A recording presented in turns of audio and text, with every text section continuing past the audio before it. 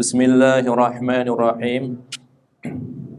Assalamualaikum warahmatullahi wabarakatuh. Alhamdulillahirabbil alamin wal 'aqibatu lil muttaqin wala 'udwana illa 'alal zalimin. Wa asyhadu an la ilaha illallah wahdahu la syarika lah wa asyhadu anna Muhammadan 'abduhu wa rasuluh sallallahu wasallam alaihi wa ala alihi wa sahbihi wa man tabi'ahum bi ihsanin ila yaumiddin, amma ba'd. Kaum muslimin dan muslimat yang semoga dirahmati oleh Allah Subhanahu wa taala, kajian Bulughul Maram pembahasan terakhir adalah yang berkaitan dengan perbedaan pendapat di kalangan ulama mengenai status dari darah selain darah haid. Apakah najis atau suci? Adapun yang berkaitan dengan darah haid, maka telah ada ijma atau kesepakatan di kalangan ulama tentang kenajisannya darah haid. Selain darah haid, maka inilah yang diperselisihkan oleh para ulama. Di dalam permasalahan ini ada dua pendapat. Pendapat yang pertama adalah pendapat dari jumhur atau mayoritas ulama dari kalangan madhab yang 4 dan yang selainnya, bahwasannya darah selain darah haid dihukumi sebagai sesuatu yang najis. Yang menjadi dalil adalah sebuah ayat. Sebuah ayat di dalam surat Al-An'am ayat ke-145. Allah tabaraka wa ta'ala berfirman, Qul la ajidu fima uhiya ilayya muharraman ala ta'imin yat'amuhu illa an yakuna maitatan aw daman masfuhan aw lahma khinzirin fa innahu rijsun. Katakanlah, tidak aku dapati, tidak aku peroleh pada apa-apa yang diwahyukan kepadaku sesuatu yang diharamkan bagi orang yang ingin memakannya, kecuali apabila makanan itu berupa bangkai atau darah yang mengalir atau daging babi. Karena sesungguhnya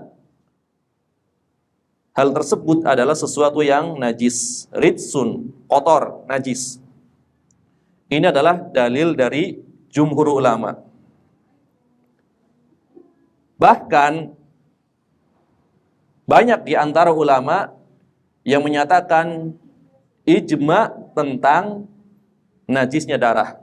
Bukan sekedar pendapat mayoritas atau kebanyakan.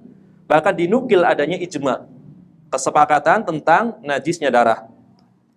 Di antaranya yang menukil ijma, yang menyatakan adanya ijma adalah Al-Imam Ibnu Hazm Al-Andalusi.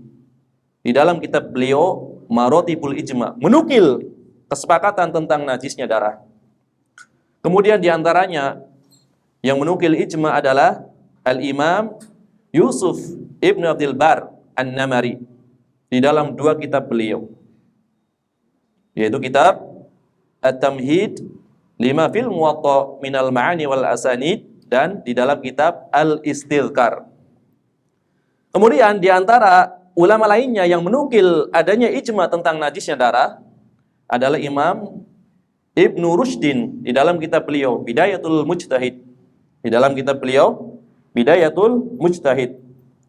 Kemudian di antara ulama lainnya yang menukil adanya ijma adalah Al-Imam An-Nawawi rahimahullah ta'ala di dalam kitab beliau Al-Majmu' Syarhul Muhadzab. Kemudian di antara ulama lainnya yang menukil adanya ijma juga adalah Imam Badruddin Al-Aini di dalam kitab beliau Umdatul Qari, Syarah Sahih Al-Bukhari.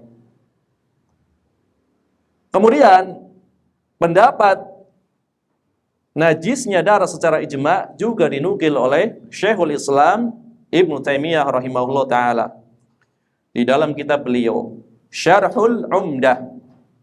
Beliau menukil perkataan Imam Ahmad bin Hanbal. Dikatakan innahu lam yakhtalif al-muslimuna fid dam. Bahwasanya tidak ada perselisihan di kalangan kaum muslimin yang berkaitan dengan darah. Ai ala annahu najis. Bahwasanya darah tersebut adalah sesuatu yang najis. Ini nukilan ijma dari Imam Ahmad bin Hanbal yang dinukil oleh Syekhul Islam Ibnu Taimiyah di dalam Syarhul Umdah. Dan kita mengetahui bahwasanya Imam Ahmad bin Hanbal adalah di antara ulama yang sangat keras di dalam mengingkarannya terhadap klaim-klaim ijma. Jadi banyak ijma-ijma yang diklaim kemudian sama Imam Ahmad diingkari. Jadi beliau sangat hati-hati di dalam masalah ijma. Karena berat. Menyatakan seluruh ulama bersepakat itu hukum asalnya sangat berat.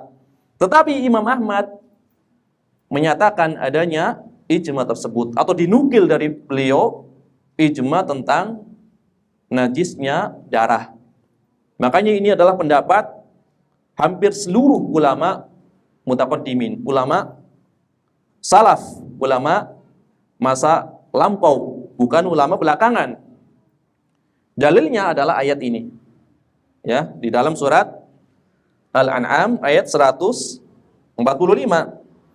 Karena dikatakan warijsu yutlaku fi kalamil Arab ya, atau fi kalamil Arab ala syai'i al-mustaqdar. Jadi rijs itu kalau dikatakan di dalam istilah ungkapan orang-orang Arab, maknanya adalah sesuatu yang kotor. Maknanya adalah sesuatu yang kotor. Sesuatu yang kotor memiliki dua kemungkinan. Sekedar kotor saja atau kotor sekaligus najis. Karena tidak setiap yang kotor itu najis. Tetapi makna rijsu mencakup dua-duanya. Adapun apabila dikatakan dengan istilah al-istiqdar asy-syar'i, kotoran secara syar'i, maka maknanya adalah najasa atau najis.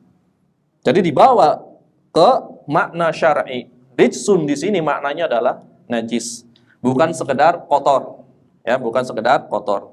Ini adalah pendapat yang pertama. Ya. Jumhur ulama bahkan ada nukilan ijma. Adapun pendapat yang kedua, darah selain darah haid adalah dihukumi sebagai sesuatu yang suci. Ini adalah pendapat para ulama dari kalangan mutaakhirin, ya, ulama belakangan. Di antaranya yang menyatakan hal tersebut adalah Al-Imam Asy-Syaukani, ya, Al-Imam Asy-Syaukani. Di dalam kitab beliau Ad-Darari Al-Mudiyah, beliau menyatakan sucinya darah selain darah haid. Kemudian diikuti oleh murid beliau. Siddiq Hasan Khan atau Siddiq Hasan Khan dari India. Ya, ulama dari India. Siddiq Hasan Khan atau Hasan Khan. Ya, Khan itu marga India yang muslim. Ya, seorang ulama besar, ya, murid dari Imam Asy-Syaukani, juga mengikuti pendapat guru beliau tentang sucinya darah selain darah haid. Kemudian pendapat sucinya darah juga dipilih oleh Syekh Muhammad Nasiruddin Al-Albani rahimahullah ta'ala. Kemudian pendapat tentang sucinya darah juga dipilih oleh Syekh Muhammad bin Shalih Al-Utsaimin rahimahullah ta'ala. Apakah mereka memiliki dalil? Tentu. Dalilnya sangat banyak. Adapun jumhur ulama hanya satu ayat. Tetapi dalil satu ayat tidak menunjukkan bahwasannya bisa dikalahkan dengan dalil yang banyak. Kenapa? Karena tadi sekali lagi dinukil adanya ijma. Ketika sudah ada nukilan ijma dan nukilannya valid, maka tidak perlu berpaling kepada pendapat lain. Kalau memang benar-benar dinukil adanya ijma. Jadi pemahaman yang menyeluruh ya terhadap satu ayat ini yang menghasilkan ijma itu adalah sekuat-kuat dalil. Ya, bukan sekedar Al-Qur'an, tetapi Al-Qur'an yang disepakati maknanya. Ini adalah ijma. Adapun pendapat kedua tadi yang menyatakan bahwasanya darah itu suci, di antaranya ya dalil yang menunjukkan hal tersebut adalah sebuah kaidah. Dikatakan annal asla fil asya'i at-taharah hatta yakuma dalilun najasah. Hukum asal segala sesuatu itu suci sampai datang atau sampai tegak dalil yang menunjukkan tentang kenajisannya. Tidak akan berpindah dari hukum suci kepada hukum najis kecuali ada dalil yang tegas menunjukkan hal tersebut. Maka kata ulama mutakhirin yang memilih pendapat sucinya darah, mereka mengatakan kami tidak mengetahui satu dalil pun yang mewajibkan mencuci sesuatu yang terkena darah selain dari darah haid. Karena lafaz-lafaz hadis atau redaksi yang ada di dalam hadis adalah menjelaskan tentang najisnya darah haid. Adapun darah yang lain kami tidak memiliki atau tidak sampai kepada kami dalil yang menunjukkan bahwasanya darah selain darah haid adalah sesuatu yang najis sehingga harus dicuci. Padahal ya di zaman sahabat, di antara para sahabat banyak yang terkena apa? Terkena senjata ketika di dalam perang atau jihad. Ya, terluka ya baik dari sabetan pedang ataupun tusukan anak panah dan yang semisalnya. Tentu ya ketika dikatakan darah itu najis, sangat dibutuhkan ya, keterangan tentang hal tersebut. Ya, sangat dibutuhkan keterangan tentang hal tersebut karena banyaknya kasus di kalangan sahabat mereka terkena ya atau di sekujur tubuhnya banyak yang terkena luka, mengeluarkan darah atau mengalirkan darah, tetapi tidak ada keterangan bahwasanya mereka diperintahkan untuk mencuci darah tersebut. Padahal kebutuhan yang mendesak ketika itu. Karena dikatakan mengakhirkan penjelasan pada waktu yang dibutuhkan itu tidak boleh. Ya, mengakhirkan penjelasan pada saat dibutuhkan itu tidak boleh. Penjelasan tentang najisnya darah tidak didapati di dalam riwayat-riwayat yang datang ya dari athar-athar yang berkaitan dengan darah atau berkaitan dengan mengalirnya darah dari badan-badan para sahabat radhiyallahu anhum. Ini adalah yang pertama, kaidah hukum asal segala sesuatu itu suci sampai datang dalil yang menunjukkan tentang najisnya. Kemudian dalil yang kedua adalah kisah seorang sahabat yang terkena 3 anak panah dalam kondisi sedang melaksanakan sholat. Ya, sholat malam, terkena 3 anak panah. Kemudian sahabat tersebut tetap melanjutkan sholatnya. Sementara darah mengalir di sekujur tubuhnya. Tetap melanjutkan sholatnya. Kemudian dalil berikutnya, di antara athar yang menunjukkan sucinya darah adalah riwayat dari sahabat yang mulia Abdullah ibnu Mas'ud radhiyallahu anhu. Beliau sholat dalam keadaan ya perutnya terkena darah dari onta yang disembelih. Darahnya mengenai perutnya. Kemudian kotorannya mengenai perutnya. Tetapi beliau tidak mencucinya dan beliau tetap melaksanakan sholat ya dalam kondisi terkena kotoran dan darah ya dalaman onta serta darahnya Maka hal ini menunjukkan bahwasanya darah tidaklah najis. Di dalam sebuah riwayat dikatakan yang berkaitan dengan kisah Abdullah bin Mas'ud ini, beliau mengatakan falam yu'idis shalah. Beliau tidak mengulangi salatnya. Berarti dianggap salatnya apa? Sah menurut beliau. Di dalam riwayat lain, beliau mengatakan ya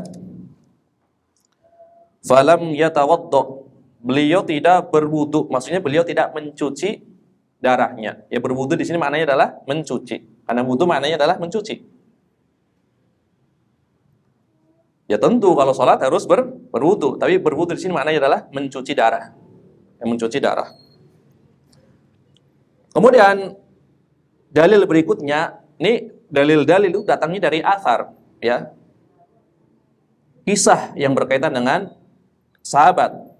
Ya, riwayat-riwayatnya berkaitan dengan kisah yang menimpa para sahabat. Di antaranya adalah yang dikatakan oleh Bakar ibni Abdullah al-Muzani. Beliau mengatakan, Ra'aitu ibna Umar radhiyallahu anhuma asara bathratan fi wajhihi. Fi wajhihi. Aku pernah melihat Ibnu Umar radhiyallahu anhuma. Beliau memencet jerawat atau bisul yang ada di wajahnya. Jadi bisulnya dipencet atau jerawatnya dipencet. Kemudian keluar darah. Maka beliau hanya mengusap dengan jari-jarinya. Ya, dengan jarinya diusap saja darahnya. Kemudian dikatakan tsumma shalla wa lam yatawadda. Kemudian beliau sholat dan tidak berwudu dan tidak mencucinya. Beliau sholat dalam kondisi tidak mencuci darah tersebut. Kemudian riwayat yang lain, ya, dari Atha ibni Sa'ib. Beliau mengatakan, Ra'aitu Abdullah ibn Abi Aufa basaqa daman. Aku melihat Abdullah ibnu Abi Aufa. Dia ludah kemudian mengeluarkan darah. Berarti di mulutnya ada darahnya. Bagian mulutnya ada sesuatu yang berdarah. Kemudian beliau ludah mengeluarkan darahnya. Tsumma shalla wa lam yatawadda. Kemudian beliau sholat, ya, tanpa membersihkan terlebih dahulu. Jadi ini adalah dalil-dalil dari athar yang menunjukkan sucinya darah. Adapun jumhur ulama dalilnya ayat Al-Qur'an. Di sini tidak ada keterangan dari Al-Qur'an ataupun hadis yang marfu kepada Nabi sallallahu alaihi wasallam, hanya athar dari kalangan sahabat, itu kisah-kisah para sahabat. Adapun ketika ulama yang berpendapat darah itu suci melihat dalil jumhur ulama, melihat ayat tersebut, ya, mereka mengatakan wal ayah, yaitu ayat allati istadalla biha alqailuna bin najasah nuqishat min qibalil fariq al-akhar min wajhain. Jadi ayat yang dibawakan oleh jumhur yang dijadikan dalil tentang najisnya darah, maka munaqashahkan, dibahas, ya, dari dua sisi. Dibahas dari dua sisi. Kata ulama mutakhirin, ya, mereka mengatakan annal ayah lam tusaq li bayani thahar wa najasah. Ayat tadi yang dibawakan oleh jumhur itu didatangkan bukan untuk menunjukkan permasalahan yang berkaitan suci ataupun najis. Tidak ada kaitannya dengan permasalahan suci ataupun najis. Bal waradat fima yahrumu akluhu, tetapi berkaitan dengan perkara-perkara yang diharamkan untuk dimakan. Ini kata para ulama mutakhirin. Ayat tadi datangnya adalah dalam rangka menjelaskan perkara yang haram dimakan, bukan menjelaskan perkara yang suci ataupun yang najis, bukan, kata mereka. Karena di dalam ayat tersebut tadi dikatakan apa? Ala ta'imin yat'amuhu. Ya, bagi orang yang ingin memakannya. Berarti berkaitan dengan apa? Sesuatu yang haram dimakan atau halal dimakan. Berkaitan dengan makanan halal atau haram. Maka dikatakan wala talazuma bainat tahrim wan najasah. Sesuatu yang haram itu tidak melazimkan perkara tersebut najis. Sesuatu yang haram tidak mengharuskan sesuatu itu sebagai sesuatu yang najis. Ya, karena terkadang, ya, betapa banyak, ya, perkara yang zatnya itu suci tetapi haram. Contohnya racun. Ya, zatnya itu dipegang suci, tidak najis, racun. Tetapi haram dikonsumsi karena membahayakan, bisa sampai mengakibatkan kematian. Ya, racun haram tapi tidak najis. Jadi perkara yang haram belum tentu najis. Tidak sebaliknya. Adapun setiap yang najis tentu haram, ya. Setiap yang najis pasti haram. Tidak setiap yang haram itu najis. Ya. Misalkan pendapat yang menyatakan alkohol itu suci. Alkohol itu suci, tetapi tetap haram dikonsumsi. Jadi haram belum tentu najis. Kalau najis sudah pasti haram. Ini kaidahnya. Ini adalah alasan yang pertama. Jadi ayat tadi datangnya bukan dalam rangka menjelaskan perkara yang suci dan najis, tapi menjelaskan perkara yang halal atau haram untuk dikonsumsi. Yang kedua, tadi dikatakan di ayat fa innahu rijsun, karena sesungguhnya daging babi itu najis, rijsun. Maka kata ulama yang mengatakan sucinya darah, anna rijsa huna laisal murad bihi an-najas. Yang dimaksud rijs, kotor di dalam ayat ini maknanya bukan kotor yang bermakna najis. Kotor tetapi tidak najis. Balil murad bihi al-khabith alladhi la yahillu akluhu. Tetapi kotoran yang menyebabkan tidak dihalalkan untuk memakannya. Ya. Jadi rijsu di sini qad yuradu bihi an-najasah al-ma'nawiyah. Maknanya adalah terkadang sebagai najis maknawi. Sesuatu yang buruk. Buruknya kenapa? Karena diharamkan untuk dimakan. Bukan buruk karena itu najis. Ya, sesuatu yang kotor, yang buruk dalam rangka diharamkannya, bukan dalam rangka najisnya. Berarti disebut sebagai najis maknawi, bukan najis apa? Secara hakikatnya. Sebagaimana firman Allah Ta'ala, fa'ridu anhum innahum rijsun. Berpalinglah kalian dari mereka, orang-orang musyrik, orang-orang kafir. Innahum rijsun. Sesungguhnya mereka najis, kotor. Secara maknawi. Akidahnya kotor. Keyakinannya kotor. Tubuhnya suci. Ya. Tubuh orang-orang musyrik, ya, pendapat jumhur ulama adalah suci. Jadi najis secara maknawi. Kotoran hati, kotoran akidah, dan yang semisalnya. Walaupun terkadang kalimat atau kata rijsun memang maknanya an-najasah al-hissiyah, najis secara hakikatnya yang bisa dirasakan dengan panca indera, ya. Najis secara fisik. Memang benar-benar najis, bukan sekadar makna. Di antaranya adalah sabda Nabi SAW tentang kotoran. Kotoran yang diambil oleh sebagian sahabat yang telah kering digunakan untuk beristijmar, ya, bersuci menggunakan batu. Mendapatkan 2 batu, kemudian 1 kotoran kering. Maka diambil 2 batu, kemudian kotoran yang kering tersebut dibuang. Nabi mengatakan innaha rijsun. Sesungguhnya kotoran ini apa? Najis, tidak bisa digunakan untuk bersuci. Nah, ini adalah di antara 2 alasan yang menunjukkan bahwasanya kalimat atau kata rijsun tidak mengharuskan sesuatu yang najis secara hakikatnya. Meskipun kadang-kadang digunakan untuk menunjukkan sesuatu yang najis secara hakikatnya. Maka dari 2 pendapat ini tinggal dilihat. Kalau dari sisi athar, zahirnya athar-athar yang dibawakan menunjukkan sucinya darah. Tetapi pemahaman mayoritas ulama tentang satu ayat ini, bahkan ada nukilan ijma dari Imam Ahmad bin Hanbal, ini menunjukkan kuatnya pendapat yang menyatakan bahwasanya darah itu dihukumi sebagai sesuatu yang najis. Kalau banyak, berarti wajib dicuci atau dibersihkan. Kalau sedikit, najis tetapi yang dimaafkan. Jadi tetap najis.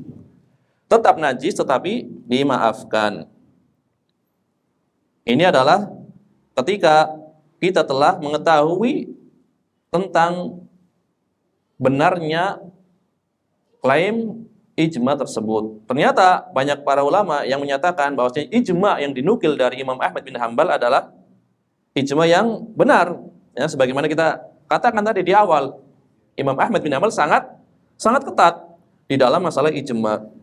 Adapun riwayat yang menyatakan di antaranya tadi Ibnu Umar memencet atau menekan jerawatnya yang ada di wajah atau bisulnya, itu dibawa ke makna darah yang sedikit. Ya tentu jerawat tidak mungkin sampai mengalir darahnya, darah yang sedikit, najis tetapi dimaafkan karena sedikit. Adapun kisah sahabat yang terkena panah, kemudian tetap sholat, kemudian kisah Umar bin Khattab, ya Umar bin Khattab yang ditusuk oleh laki-laki Majusi ketika sholat, tetap melanjutkan sholatnya dalam keadaan darahnya mengalir. Itu dibawa ke makna masyaqqah, sesuatu yang berat. Karena mereka sudah melakukan sholat, sudah memulai. Bukan di luar sholat.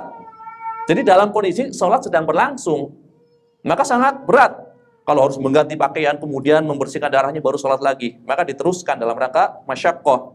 Ya, apalagi kita telah mengetahui ya sebuah kaidah, al-masyaqqatu tajlibut taisir. Suatu yang susah itu menarik atau mengharuskan suatu kemudahan. Dalam kondisi normal tentu tidak boleh sholat dalam kondisi ya berlumuran darah ya, di pakaian ataupun badannya. Ini dalam kondisi darurat, kan sedang sholat di panah, tidak menyengaja tentunya. Kemudian Umar bin Khattab ditusuk ketika sholat. Ini dibawa ke panah ya darurat atau masyaqqah, sesuatu yang sangat susah untuk dihindari, yang memberatkan. Kemudian kisah Abdullah bin Mas'ud tadi yang menyembelih unta, kemudian dia terkena, bukan cipratannya bahkan, ya terkena darahnya ke badannya, menempel sama dalaman perutnya. Kemudian beliau tetap sholat dan tidak mengulangi sholat, bahkan tidak mencucinya. Itu tidak menunjukkan tentang sucinya darah. Kenapa? Karena Abdullah bin Mas'ud berpendapat bahwasanya kesucian pakaian bukanlah syarat sah diterimanya sholat. Ini pendapat beliau. Tentu menyelisih pendapat yang lain, menyelisih pendapat sahabat yang lain. Jadi Abdullah bin Mas'ud berpendapat kesucian pakaian itu hanyalah sunnah, suatu yang mustahab, hanya dianjurkan. Jadi tidak menunjukkan hukumnya suci. Karena beliau berpendapat hanya sunnah memakai pakaian dalam kondisi suci untuk melaksanakan sholat. Dan ini dalam kondisi rukhsah tentunya, kan beliau sedang habis menyembelih. Ini dipakai oleh mazhab Abu Hanifah. Di dalam mazhab Abu Hanifah seperti itu, boleh memakai pakaian yang terkena najis, ya, disebabkan karena sesuatu, misalkan susah mendapatkan pakaian yang lainnya. Ya, sebagaimana kisah perdebatan ulama dari kalangan Hanafiyah dengan Syafi'iyah, yang nanti ulama Syafi'iyah ya Al-Qafal Al-Marwazi mempraktekkan sholatnya Abu Hanifah, tetapi mempraktekkan seluruh rukhsahnya. Seluruh rukhsah di antaranya memakai pakaian yang najis. Di antaranya berwudu tidak menggunakan air yang mutlak, tapi air rendaman buah-buahan, misalkan rendaman kurma atau nabit. Kemudian sholat tanpa tumaninah, kemudian bertakbir tidak menggunakan bahasa Arab. Jadi mengumpulkan seluruh rukhsah di dalam sholat. Yang terakhir sebelum salam kentut duluan. Jadi setelah membaca tasyahud, kentut baru salam. Jadi seluruh rukhsah dikumpulkan. Ini untuk menjelekan mazhab Abu Hanifah, karena ketika itu sultan ya dari India itu bermadhab Abu Hanifah. Kemudian beliau suka mempelajari hadis. Ternyata banyak hadis-hadis yang datang itu sesuai dengan mazhab Syafi'i. Akhirnya didatangkanlah ya dua ulama dari Hanafiyah dan Syafi'iyah untuk menilai mana dari dua mazhab ini yang lebih kuat ya di dalam fikihnya.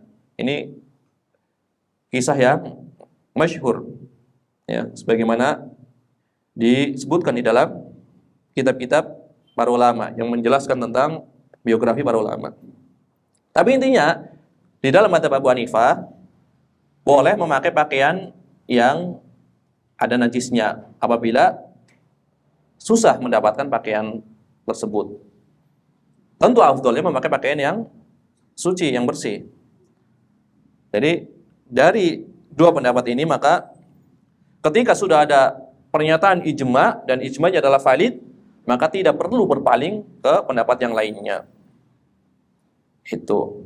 Walaupun kalau kita lihat ya, asar-asar ini tadi banyak.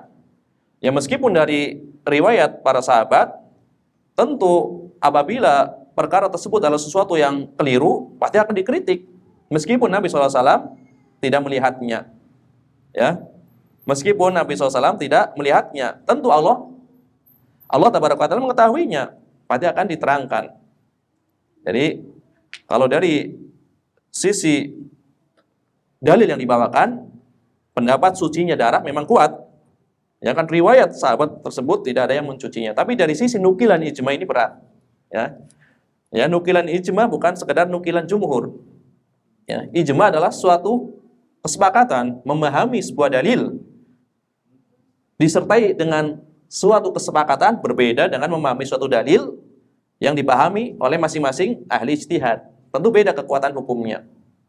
Ya, dalilnya Al-Qur'an. Ya, ayatnya jelas. Dalilnya hadis sahih. Ya, kesahihannya jelas, tetapi cara memahaminya belum tentu sama. Adapun kalau ijma adalah cara memahaminya adalah sama. Sepakat di dalam memahami ayat ini yang menyatakan kenajisan darah tersebut. Ya. Wallahu a'lam bishawab. Ya, jadi pendapat yang lebih kuat kalau dari sisi nukilan ijma adalah pendapat yang menyatakan najisnya darah. Dan ini pendapat mutaqaddimin. Adapun tadi kita katakan pendapat yang mengatakan sucinya darah itu kan hanya dari kalangan mutaakhirin, dimulai dari Imam Asy-Syaukani. Imam Asy-Syaukani abad ke-12. Jadi sebelum Imam Asy-Syaukani tidak ada nukilan tentang sucinya darah. Ini di dalam berfikih itu berhati-hati. Maka Imam Ahmad bin Hanbal mengatakan, jangan engkau mengatakan sesuatu di dalam agama ini kecuali ada imamnya, kecuali ada salafnya. Ya, apabila perkara ini adalah perkara yang memang sudah ada pembahasannya, berbeda lagi dengan permasalahan kontemporer. Ya, misalkan contohnya GoPay, GoFood, itu kan memang ada kaidah umumnya yang berkaitan dengan muamalah, jual beli ataupun riba. Tetapi kasusnya belum ada ketika itu. Maka disinilah ya adanya jasa para ulama di dalam berijtihad. Apakah hukumnya haram, apakah hukumnya halal? Karena pembahasan yang baru. Adapun pembahasan yang klasik telah selesai oleh para ulama dibahas. Ya. Telah selesai dibahas oleh para ulama. Ini adalah yang berkaitan dengan khilaf di kalangan para ulama tentang hukum darah selain darah haid. Ya, selain darah haid tetap dihukumi sebagai sesuatu yang najis. Kalau banyak wajib dicuci, wajib dibersihkan. Kalau sedikit dimaafkan. Kalau sedikit dimaafkan. Misalkan di tangan kita digigit nyamuk, tentu ada darahnya. Sedikit, maka najis yang dimaafkan. Najis yang dimaafkan.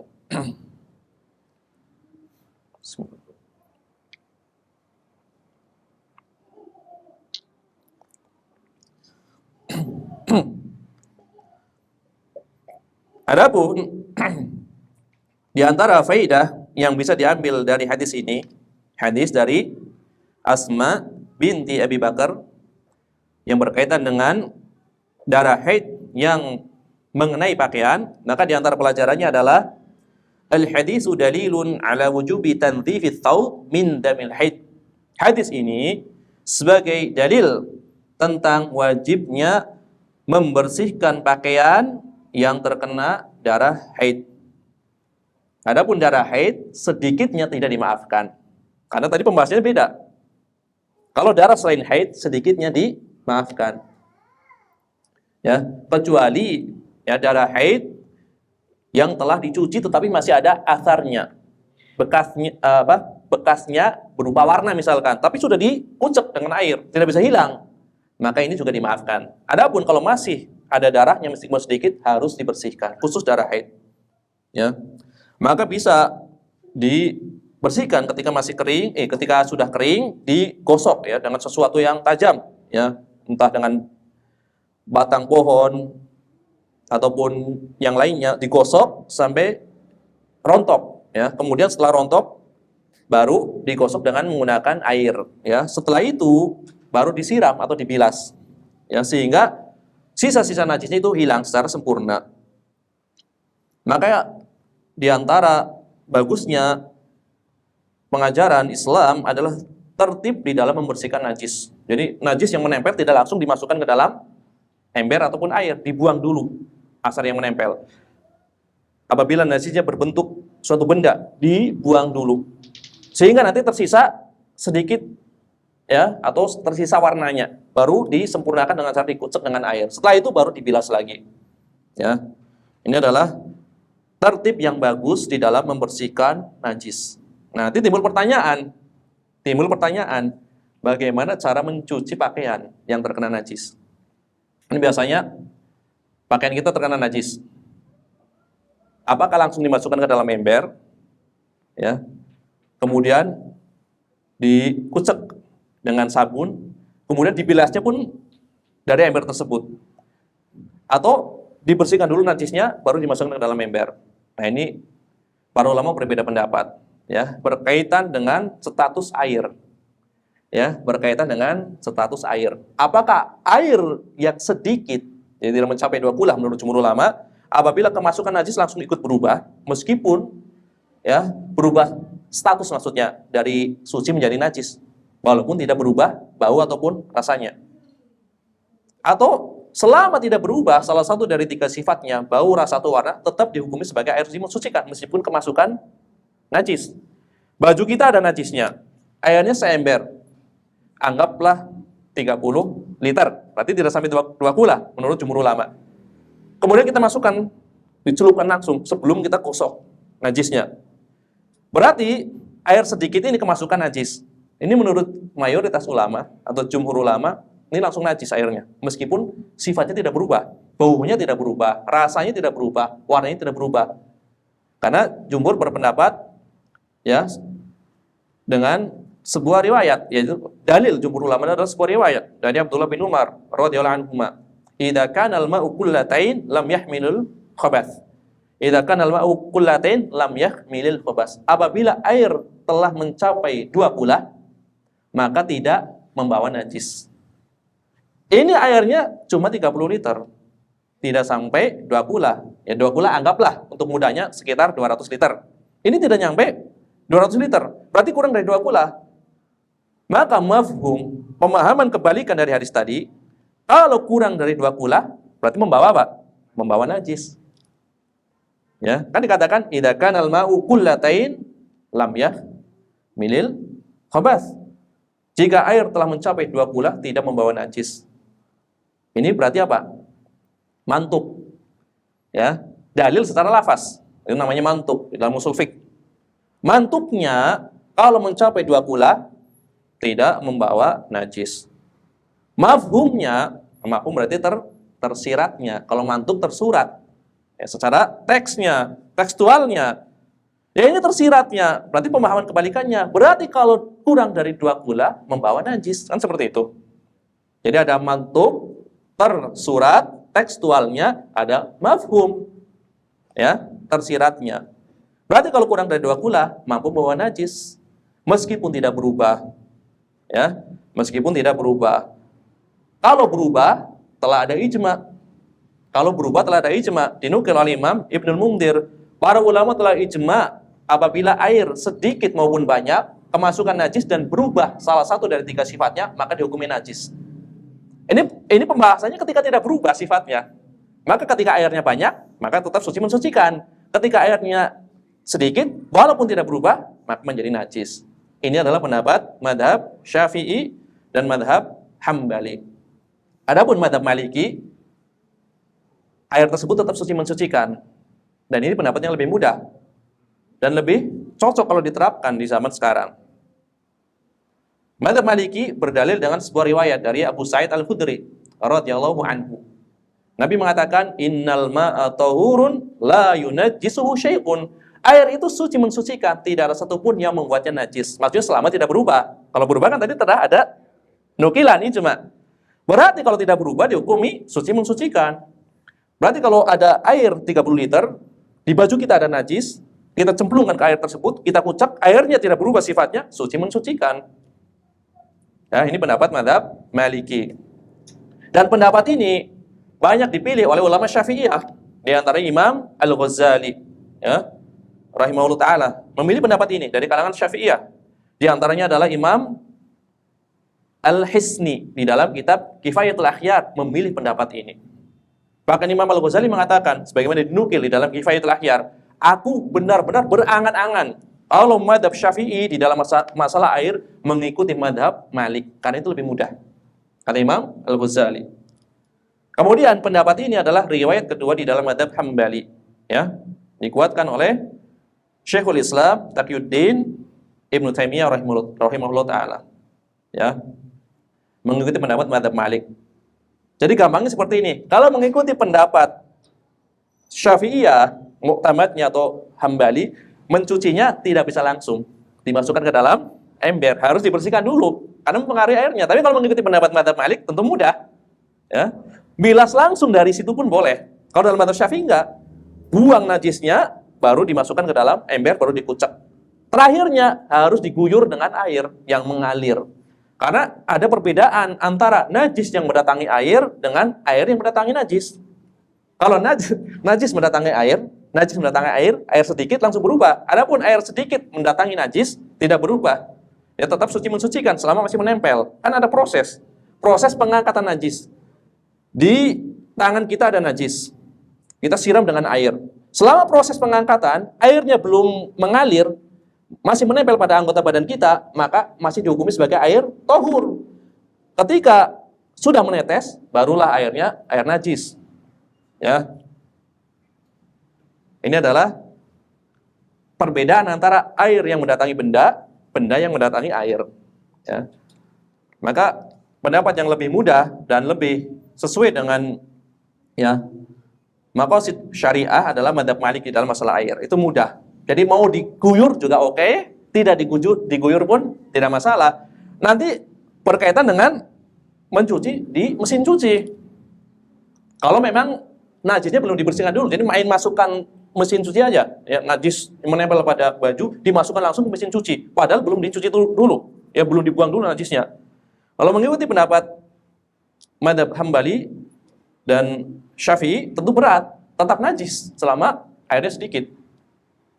Ya, nah ini adalah diantara kemudahan ya di dalam mazhab Maliki, sehingga kita tidak was-was di dalam, ya, mencuci baju atau mencuci pakaian yang terkena najis, lebih mudah. Tetapi kalau mengikuti pendapat muktamad Syafi'i ataupun Hambali juga silahkan, berarti dia mengikuti pendapat yang lebih berhati-hati, ya. Jadi ada istilahnya pendapat yang lebih hati-hati. Jangan dikatakan pendapat yang lebih keras, nah, hati-hati saja. Nah, ungkapannya lebih halus, pendapat yang lebih hati-hati. Karena ada pendapat yang kaku, pendapat yang keras, cukup katakan pendapat yang lebih hati-hati. Ya, Syafi'iyah dan Hambali. Adapun riwayat kedua di dalam mazhab Hambali dan pendapat Malikiyah itu pendapat yang lebih mudah. Ya, pendapat yang lebih mudah. Dan ini kasusnya terjadi setiap hari kan. Coba misalkan seorang memasukkan pakaiannya ke laundry misalkan. Kan kita nggak tahu keadaan pakaian yang dicuci. Ya kalau mengikuti pendapat mazhab Malik aman-aman saja. Aman-aman saja. Apalagi mengikuti pendapat mazhab Hanafi ada tambahan. Tambahannya apa?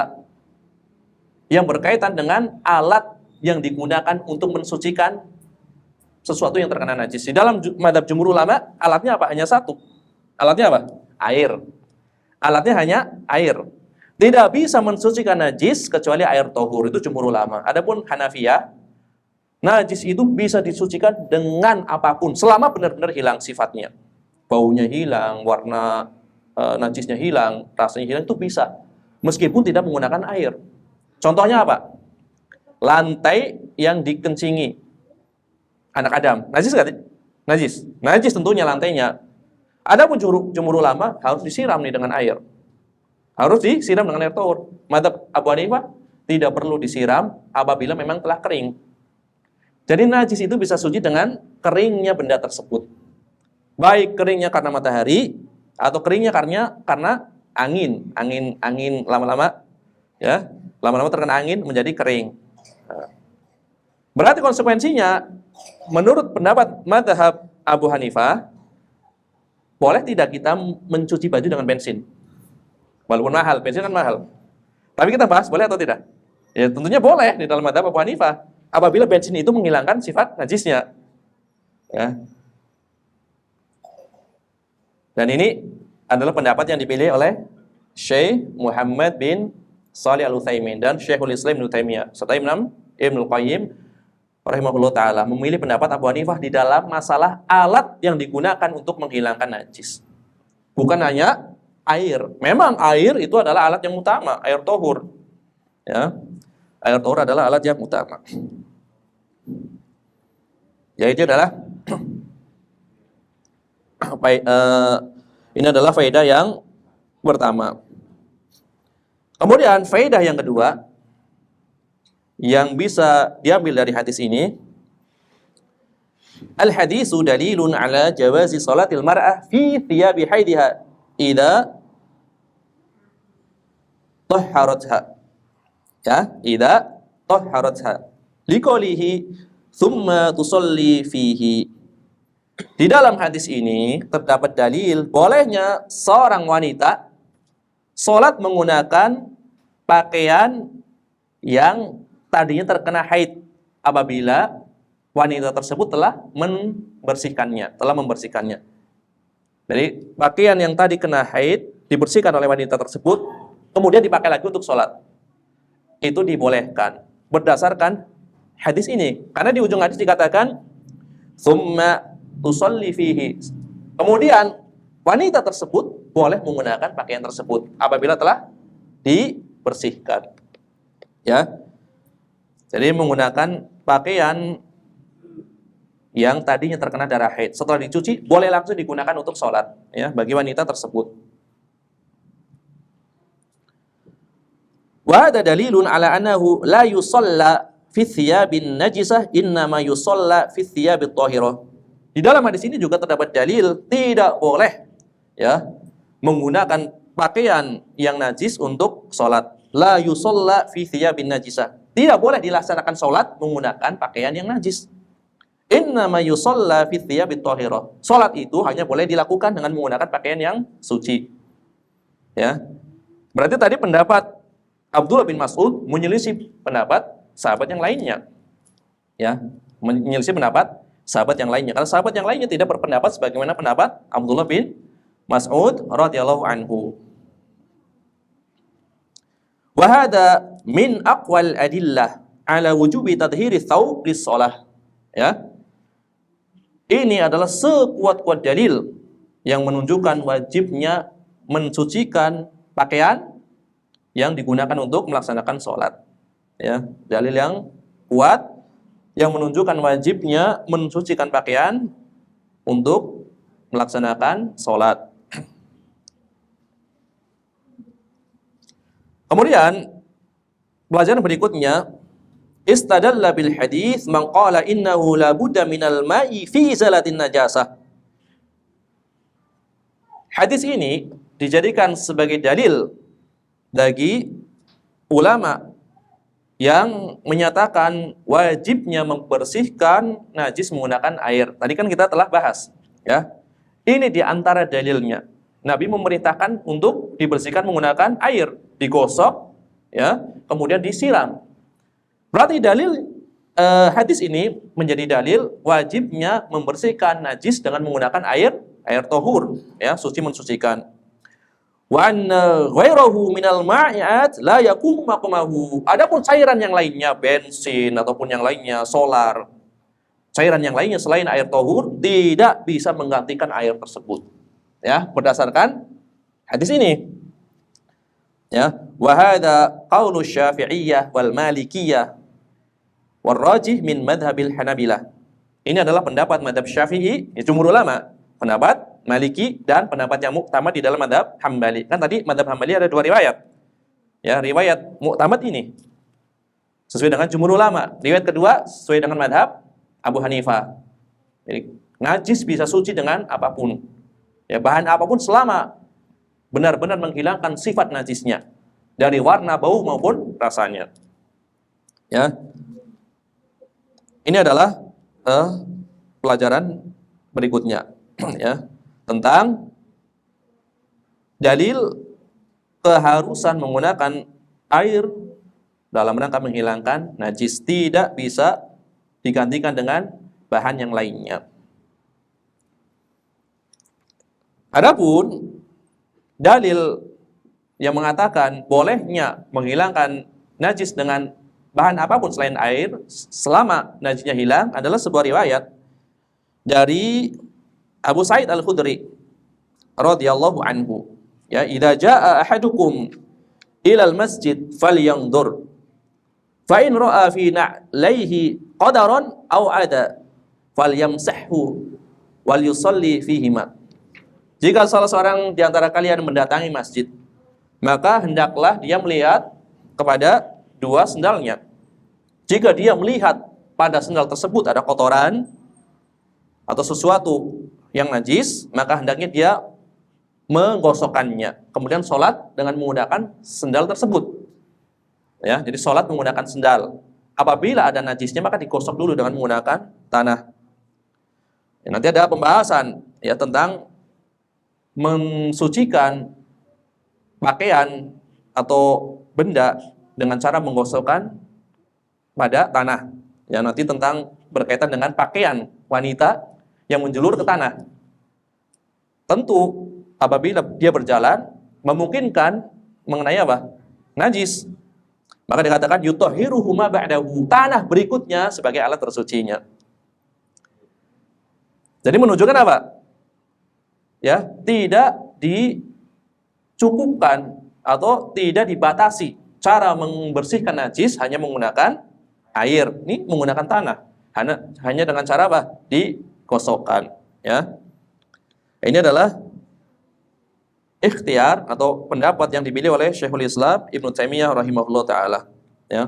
Sebagaimana telah kita terangkan, pendapat ini diikuti oleh murid beliau, Imam Ibnu Qayyim Al-Jauziyah rahimahullah taala. Kemudian ulama mutakhir juga mengikuti pendapat ini. Di antaranya adalah Syekh Muhammad bin Shalih Al-Utsaimin. Sebagaimana beliau terangkan di dalam kitab-kitab beliau, di antaranya adalah kitab Asy-Syarhul Mumti 'ala Zadil Mustaqni dan kitab Fathul Jalali wal Ikrah bi Syarhi Bulughil Maram. Beliau menguatkan pendapat ini. Karena maksud dari menghilangkan najis adalah menghilangkan sifatnya. Ya, apabila sifatnya telah hilang, dengan alat apapun tentu sudah mencukupinya. Kata beliau. Yang maksudnya adalah menghilangkan sifat kotornya, ya, sifat dari najis tersebut. Kalau hilang sifatnya dengan alat apapun maka telah mencukupinya. Maka telah mencukupinya.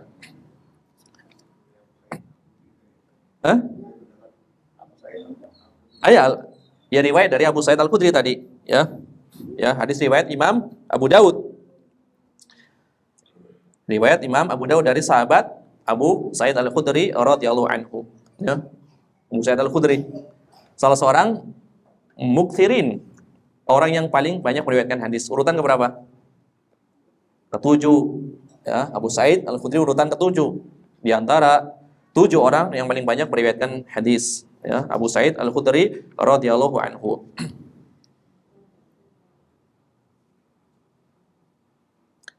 Adapun hadis di dalam bab ini, kata pendapat yang menyatakan bolehnya mensucikan dengan selain air, maka tidak menunjukkan bahwasannya air tersebut adalah satu-satunya alat untuk membersihkan najis. Kenapa? Karena air tersebut hanyalah disebutkan di dalam bab ini karena air itu sesuatu yang paling mudah, ya, paling mudah didapati, ya, paling mudah didapatkan. Di mana-mana banyak terdapat air, maka tentu dijadikan sebagai alat bersuci apabila ada sesuatu yang terkena najis, lebih mudah. Misalkan di sini ada najis, tentu paling mudah ngambil air. Nggak mungkin kita ngambil bensin, ya, atau pembersih yang lainnya. Tinggal ngambil air aja dari keran misalkan. Jadi karena mudahnya, jadi bukan penentuan keharusan menggunakan airnya, karena mudahnya air tersebut didapati. Ya. Adapun zat-zat yang lainnya terkadang lebih kuat di dalam menghilangkan najis. Sekarang contohnya gini, sesuatu noda yang menempel di baju, terkadang apabila dicuci dengan air saja tidak hilang nodanya. Tapi ada zat-zat yang lain, deterjen misalkan, itu lebih bersih di dalam menghilangkan asar atau bekas najis yang menempel. Tetapi kenapa dengan air gitu? Ya, lebih mudah, tentunya lebih mudah. Tidak perlu kita beli deterjen, tinggal ngambil air ya secara mudah untuk didapatkan. Ya, jadi banyak ya bahan-bahan lain ya selain air itu yang sifatnya lebih kuat di dalam menghilangkan najis ya, yang bisa menghilangkan warnanya, baunya maupun rasanya. Ya. Wallahu a'lam bishawab. Ini adalah beberapa pelajaran yang bisa diambil dari hadis ini. Ya, masih banyak pelajaran yang lainnya tapi kita cukupkan sampai sini. Karena fokusnya adalah pembahasan tentang kenajisan darah haid. Ya tentu kalau ya faedah yang lainnya dari sisi adab kesuhudan tentu ada. Di antaranya adalah kesuhudan para sahabat radhiyallahu anhum. Mereka sangat suhud. Mereka tidak menggunakan pakaian yang baru untuk sholat. Ya, berarti menunjukkan kesuhudan mereka. Di pakaian yang tadinya ada najis cukup dicuci saja. Cukup dicuci saja, kemudian digunakan untuk melaksanakan sholat. Tidak memakai pakaian yang baru. Ya, jadi kesuhudan para sahabat radhiyallahu anhum.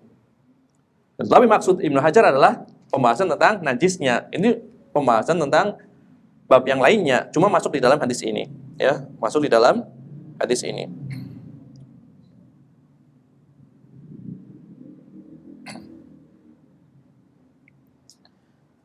Ya, marilah kita lanjutkan hadis berikutnya. Bismillah.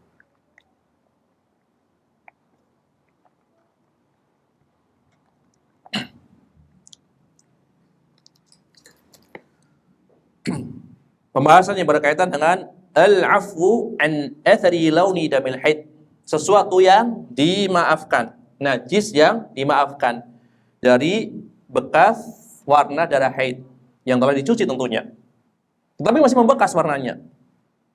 Ini adalah sesuatu yang dimaafkan.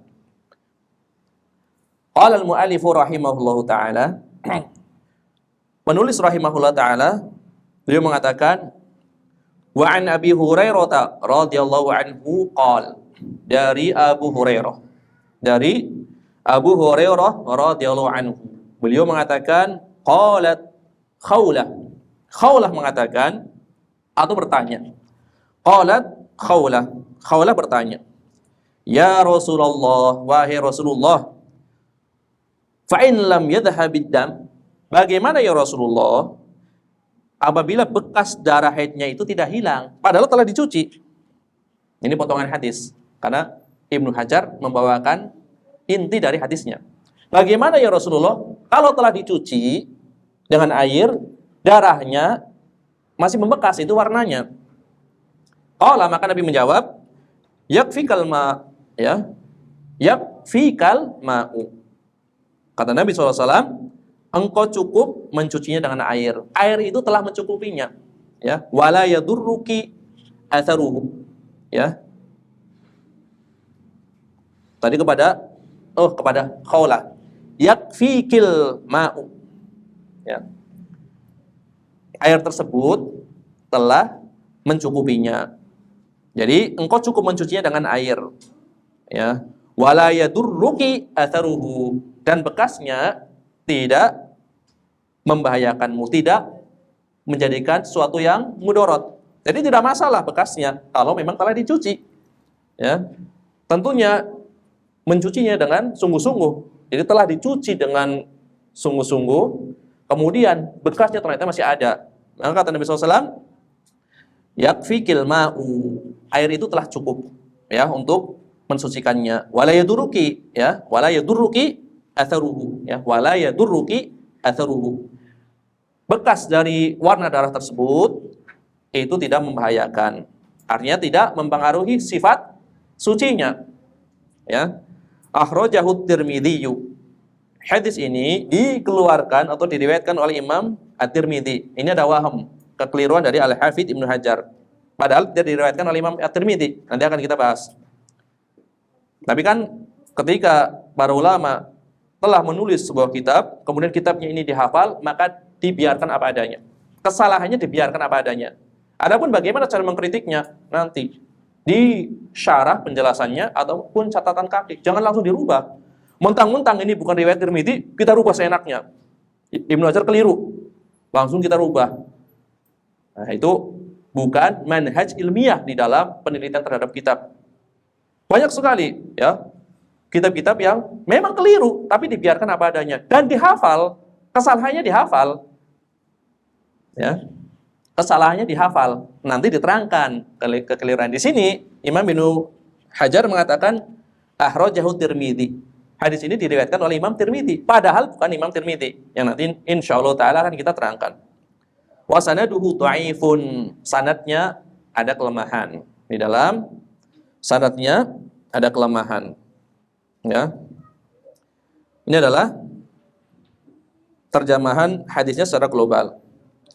Adapun berkaitan dengan riwayatnya, takhrij hadisnya, asal riwayatnya, tadi dikatakan akhrajahu Tirmidzi. Ini kekeliruan oleh Al-Hafidz Ibnu Hajar.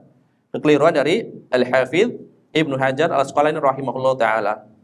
Makanya jauh-jauh hari kita pernah membahas ada beberapa salah nisbat kepada para imam ahli hadis yang dikatakan oleh Al-Hafidz Ibnu Hajar. Itu isyarat yang menunjukkan bahwasannya Al-Hafidz menulis kitab Bulughul Maram ini dengan hafalannya. Menulis dengan hafalannya. Hal yang menunjukkan itu pertama, terkadang beliau hanya membawakan hadisnya secara makna. Misalkan beliau mengatakan muttafaqun alaih. Riwayat Bukhari dan Muslim dari seorang sahabat, padahal lafaznya tidak ada satupun lafaz Bukhari ataupun Muslim, tetapi maknanya memang benar. Memang maknanya benar, cuma bukan lafaz Bukhari, bukan lafaz Muslim. Jadi beliau hanya membawakan secara makna.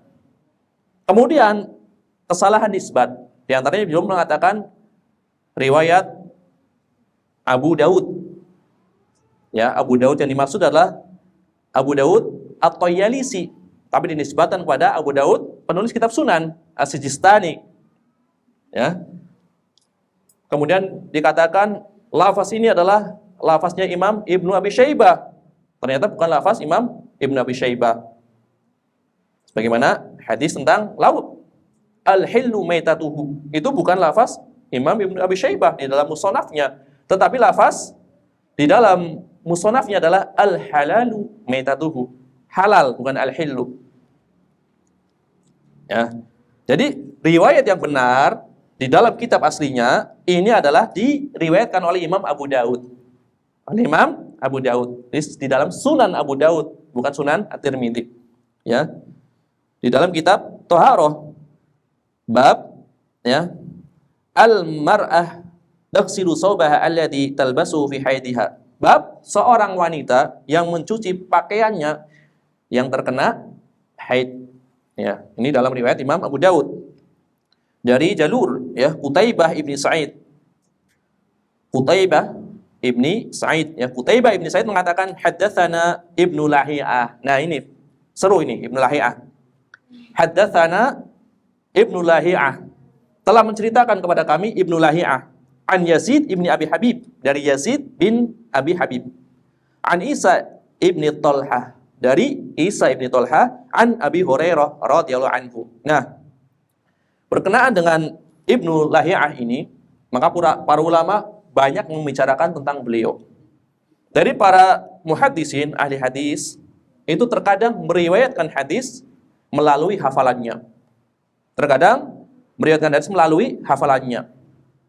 Tentu ini adalah peringkat tertinggi dari kalangan muhaddisin yang hafalannya sangat kuat, dobit, thiqah, terpercaya, hafalannya kuat, langsung dengan hafalannya. Terkadang meriwayatkan hadis menggunakan kitab. Tentu potensi kesalahannya hampir tidak ada. kalau menggunakan kitab, karena membaca, meriwayatkan hadis melalui kitab. Ya. Bahkan Imam Ahmad bin Hanbal yang dikatakan oleh Imam Abu Zur'ah Ar-Razi. Abu Zur'ah Ar-Razi mengatakan kepada anaknya Imam Ahmad bin Hanbal, "Abuka, bapakmu itu Imam Ahmad bin Hanbal, yahfadhu alfi hadisin." Ya, bapakmu itu hafal 1000 hadis, 1 juta hadis maksudnya.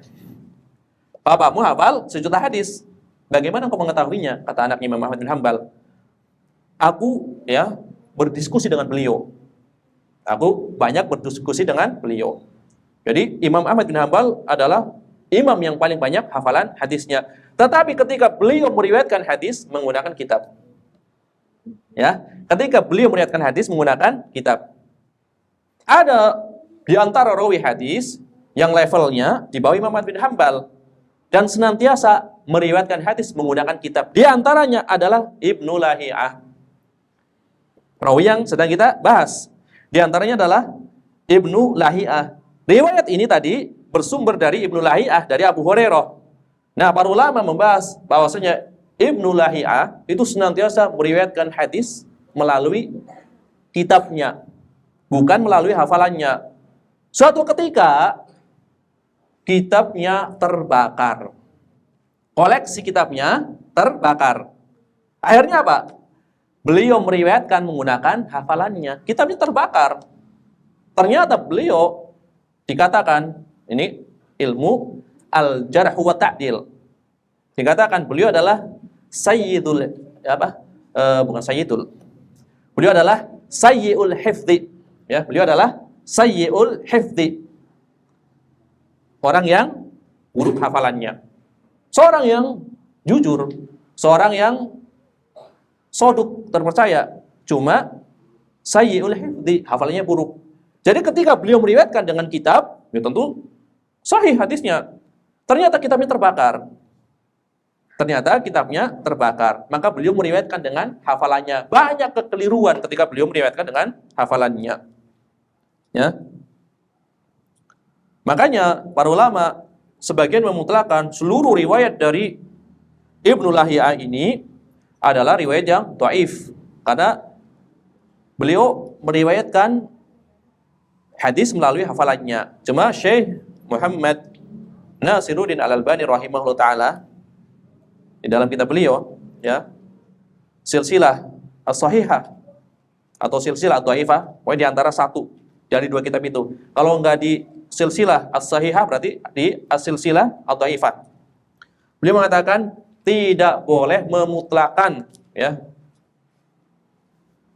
seluruh riwayat dari atau yang bersumber dari Ibnu Lahiyah, tidak boleh dimutlakan seluruhnya adalah riwayat yang dhaif.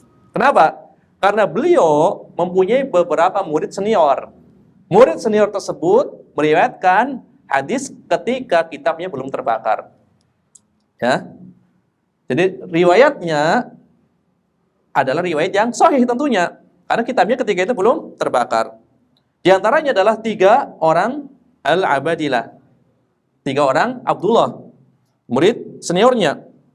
Abdullah bin Wahab, Abdullah bin Mubarak, Abdullah bin Yazid Al-Muqri. Ini murid-murid senior. Kalau riwayatnya bersumber dari salah satu di antara 3 Abdullah ini, maka riwayatnya sahih karena mereka adalah murid senior yang mengambil riwayat dari dari Ibnu Lahiyah dalam keadaan kitabnya masih utuh, belum terbakar. Ya. Belum terbakar. Ini adalah berkaitan dengan Ibnu Lahiyah. Jadi tidak bisa dimutlakkan. Walaupun nanti ada perselisihan lagi. Memang kitabnya ketika itu belum terbakar, masih utuh. Tetapi riwayatnya dari riwayat mudallasah. Apa itu mudallasah? Riwayat hadis ya yang disamarkan. Contohnya apa? Riwayat yang disamarkan, sihahnya. Dengan an-ana. An-ana itu riwayatnya dari fulan. Dari fulan. Dari fulan ada 2 kemungkinan. Ya memang dia mendengar langsung dari fulan atau tidak mendengar langsung dari fulan. Jadi ini disebut sebagai rawi yang mudallis. Menyamarkan riwayat. Antum mendengar sebuah riwayat. Ya. Misalkan ya, Bakar mendengar dari Muhammad, sebuah riwayat. Muhammad mendengar dari Khalid misalkan. Tahu riwayat itu dari Khalid. Tapi yang meriwayatkan adalah Muhammad. Kemudian Bakar mengatakan dari Khalid. Ya tentu asalnya memang dari Khalid. Tetapi dia tidak mendengar langsung, mendengarnya dari Muhammad. Jadi menyamarkan riwayat. Ya, menyamarkan riwayat. Ini disebut mudallis. Ya, menyamarkan riwayat. Di antara para ulama yang thiqah, ini thiqah. Thiqah artinya apa? Ya, rawi kepercayaan, terpercaya. Ternyata sebagian rawi yang thiqah ini dihukumi sebagai seorang yang mudallis. Di antaranya siapa? Sufyan Ats-Tsauri. Ya, Amirul Mukminin fil hadis, seorang mudallis. Bagaimana riwayatnya bisa diterima? Apabila dia menyatakan dengan sighah yang jazm, yang tegas. Aku mendengar. Kalau Sufyan Ats-Tsauri mengatakan aku mendengar, berarti memang mendengar. Tapi kalau Sufyan Ats-Tsauri mengatakan dari fulan, nah, ini ada kemungkinan dhaifnya karena beliau seorang rawi yang mudallis, menyamarkan riwayat. Jadi seorang yang senang menyamarkan riwayat tidak mengharuskan tidak thiqah. Hanya dilihat ya, ungkapan yang dia sampaikan di dalam menggunakan di dalam menyampaikan riwayat dengan ungkapan seperti apa? Apakah an-ana dari atau sami'tu atau haddatsani telah menceritakan kepadaku atau haddatsana telah menceritakan kepada kami. Ya. Ini berkaitan dengan ya, mudallis. Jadi mudallis itu menyamarkan riwayat, tidak mengharuskan orang tersebut tidak thiqah. Ya, tidak mengharuskan rawi tersebut tidak thiqah. Adapun yang berkaitan dengan hadis ini datang di dalam sunan, yaitu Sunan Abu Dawud. Diriwayatkan dari Abu Dawud Ibnil A'rabi, ya, Abu Dawud Ibnil A'rabi. Kemudian diriwayatkan oleh Al-Lu'lu'i, ya, di dalam riwayat tersebut, ya, berkaitan dengan hadis ini. Dari riwayat di dalam Sunan Abu Dawud itu ada dua. Pertama dari Abu Dawud Ibnul A'rabi, kemudian dari riwayat Al-Lu'lu'i, ya. Kemudian Sunan Abu Dawud ini kan diringkas oleh Imam Al-Mundhiri. Ada Imam Al-Mundhiri, ada Imam Ibnul Mundhir. Ini beda masa. Ya, Al-Hafidz Al-Mundhiri, ada Al-Hafidz Ibnul Mundhir. Yang meringkas Sunan Abu Dawud adalah Al-Hafidz Al-Mundhiri. Ya, beliau membawakan rincian sanadnya yang berkaitan dengan riwayat ini. Ini riwayat Abu Dawud. Kemudian diriwayatkan pula oleh Imam Ahmad bin Hanbal dengan sanad yang sama sebagaimana yang diriwayatkan oleh Imam Abu Dawud. Kemudian diriwayatkan pula oleh Imam Al-Baihaqi dari jalur nih yang kita sebutkan tadi. Dari jalur Abdullah ibni Wahab dan Utsman bin Salih. Abdullah ibni Wahab termasuk di antara apa? Tiga orang Abdullah yang tadi meriwayatkan dari Ibnu Lahiyah. Berarti murid apa? Murid seniornya meriwayatkan ketika Ibnu Lahiyah kitabnya belum terbakar. Keduanya meriwayatkan dari Ibnu Lahiyah dengan sanad ini. Berarti kalau menggunakan standar riwayat dari murid-murid senior adalah riwayat yang sahih, maka hadisnya sahih. Dan inilah yang dipilih oleh Syekh Muhammad Nasiruddin Al-Albani rahimahullah ta'ala. Mengatakan hadisnya adalah hadis yang sahih.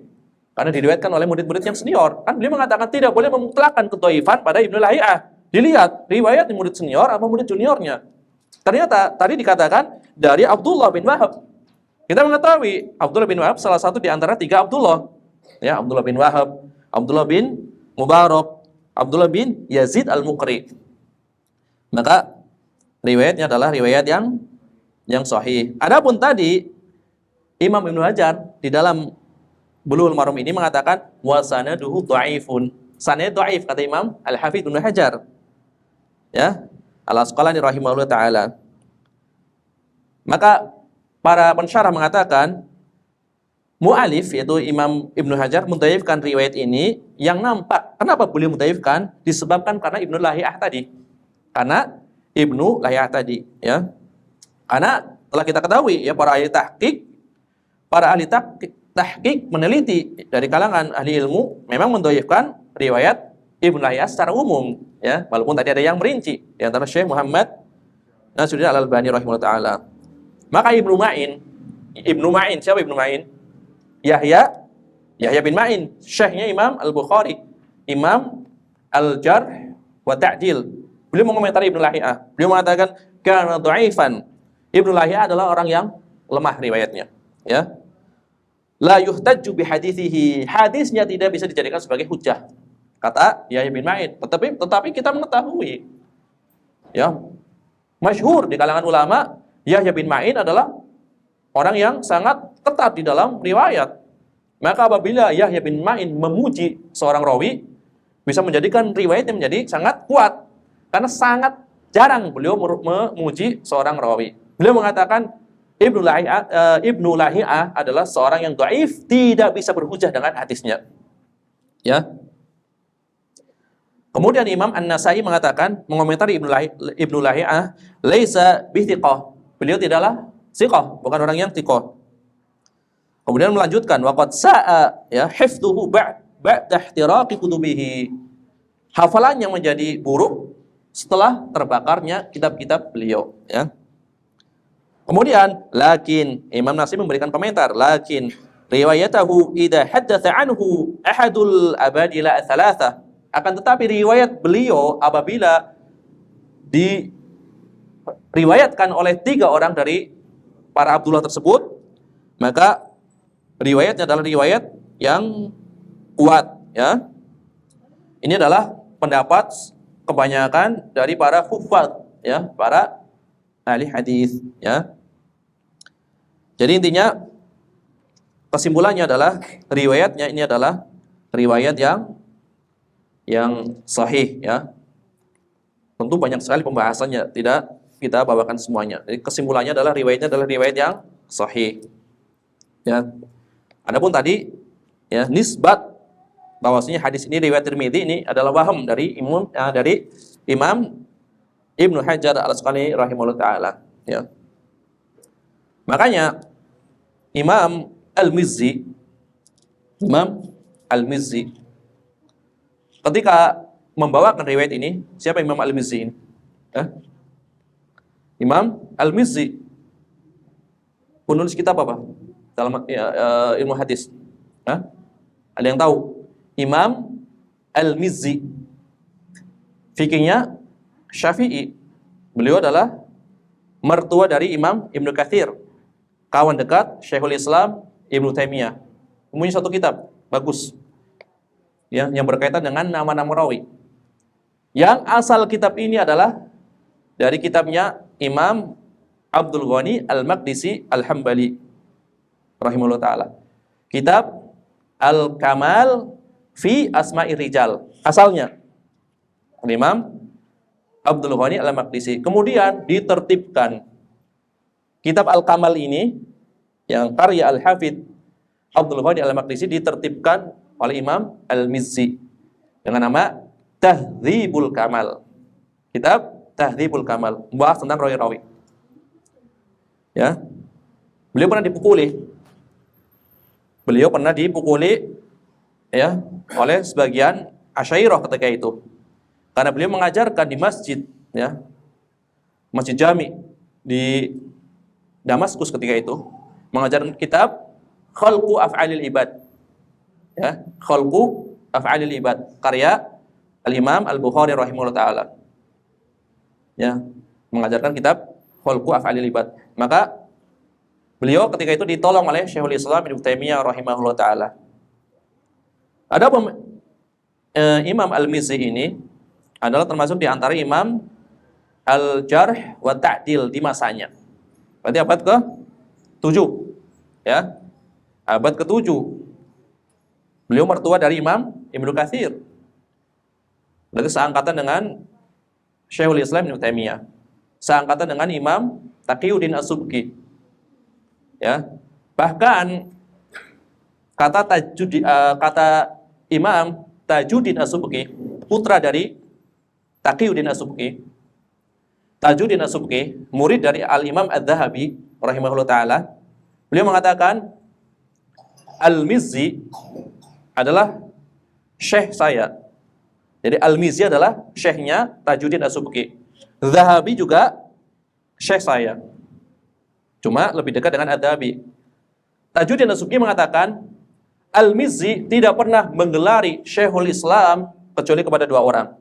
Al-Mizzi tidak pernah menggelari Syekhul Islam kecuali kepada dua orang. Yang pertama adalah bapakku, yaitu Taqiyuddin As-Subki. Dan yang kedua adalah Syekhul Islam Taqiyuddin Ahmad bin Taimiyah rahimahullah taala. Jadi yang dianggap sebagai Syekhul Islam oleh Al-Mizzi hanya dua orang. Ya, Taqiyuddin As-Subki dan Taqiyuddin bin Taimiyah. Walaupun di antara mereka ada perselisihan. Tajuddin berselisih dengan Syekhul Islam Ibnu Taimiyah, padahal murid kesayangan Imam Adz-Dzahabi. Ya.